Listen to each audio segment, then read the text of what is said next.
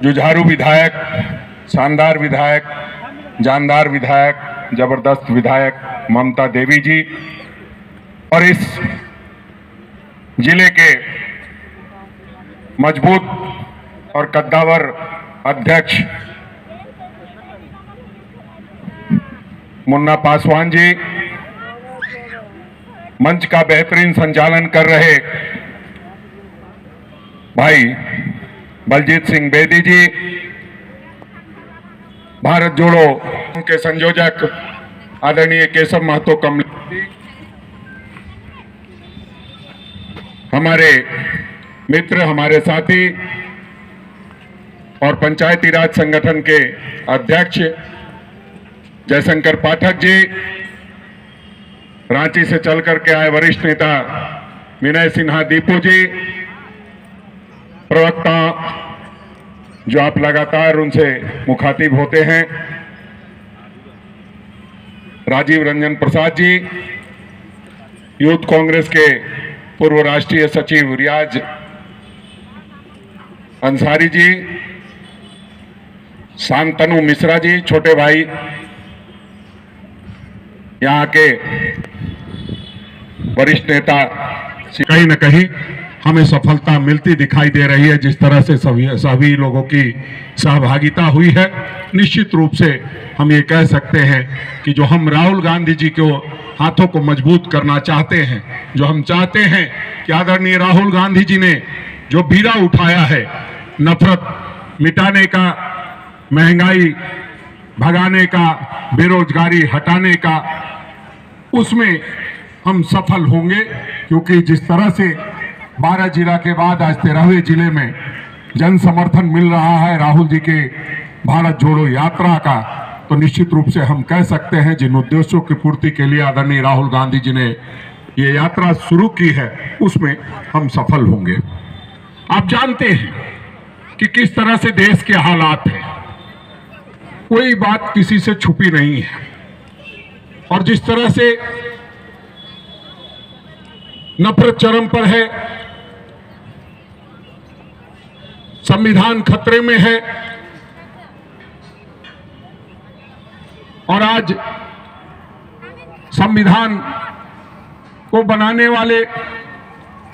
संविधान के मूल भावना को लिखने में शामिल रहने वाले आज बाबू राजेंद्र प्रसाद जी की जयंती है, और उस पर हम उनको नमन करते हैं। अल्बर्ट एक्का जी की भी, और उनके जो उन्होंने संविधान दिया था,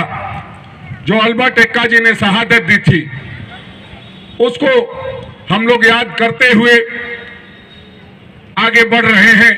कि संविधान और लोकतंत्र को बचाना है। आप कहेंगे संविधान कैसे खतरे में है,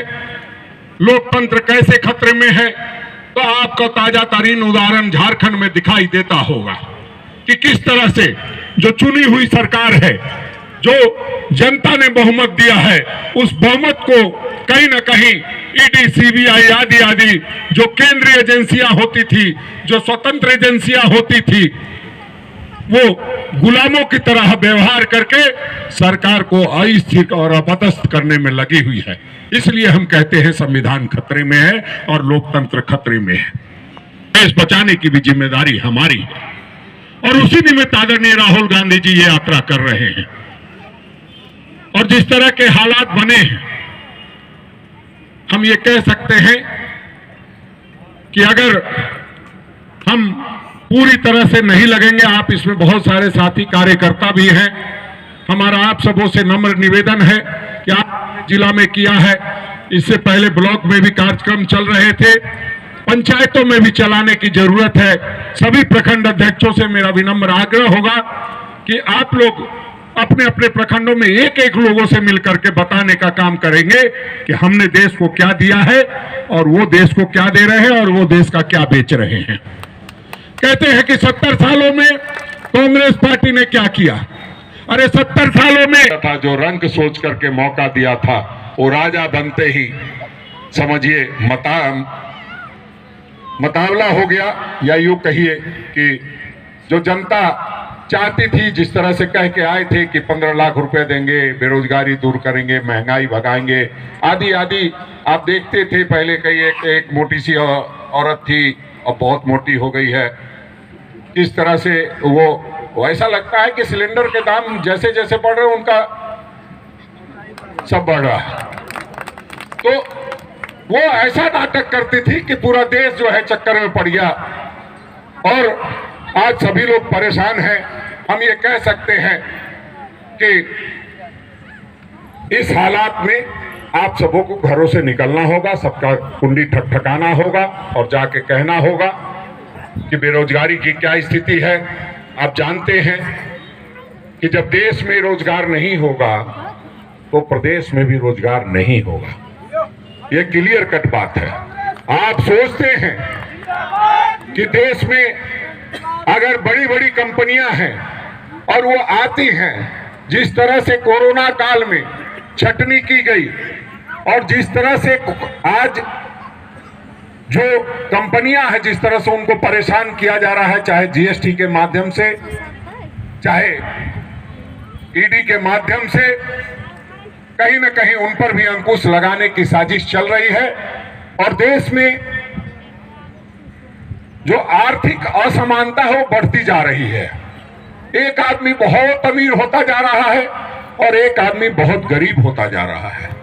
ये कांग्रेस के समय में नहीं होता था। कांग्रेस के समय में सभी लोगों को बराबर दृष्टि से देखा जाता था, वो चाहे कितना भी बड़ा व्यापारी हो, चाहे कितना भी बड़ा छोटा व्यापारी हो, सबको एक नजरिए से देखा जाता था। तो इन सारी चीजों को देखते हुए आपको आगे बढ़ के आना है। मैं बहुत ज्यादा बातें इसलिए नहीं भी कहना चाहूँ